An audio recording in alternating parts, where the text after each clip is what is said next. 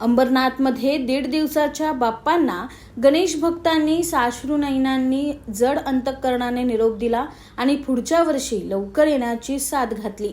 अंबरनाथमध्ये पालिकेच्या वतीने अनेक ठिकाणी गणेश विसर्जनासाठी कृत्रिम तलावाची व्यवस्था करण्यात आली आहे।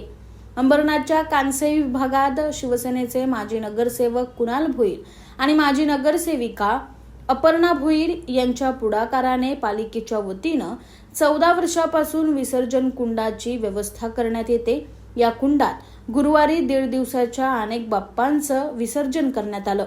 1.5, 2.5, 5, 7 आणि 10 दिवसांच्या घरगुती गणपती बाप्पाचं या कृत्रिम विसर्जन कुंडात विसर्जन केलं जातं।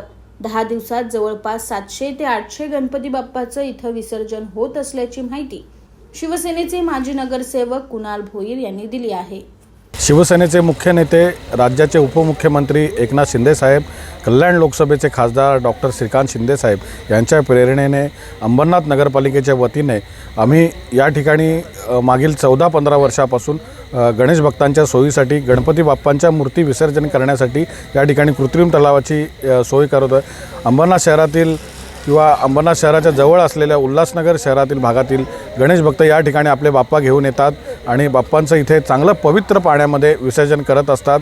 आज 1.5 दिवसाचे जवळजवळ 160-170 गणपती बाप्पांचं या ठिकाणी विसर्जन होतं। 5 दिवसाच्या बाप्पांचं, 7 दिवसांच्या बाप्पांचं, त्याचबरोबर अनंत चतुर्थीपर्यंत या ठिकाणी गणपती बाप्पांचं विसर्जन होत असं टोटल जवळजवळ 750-800 गणपती बाप्पांचं या ठिकाणी विसर्जन होतं। Bureau report, AB fast news, Ambernath.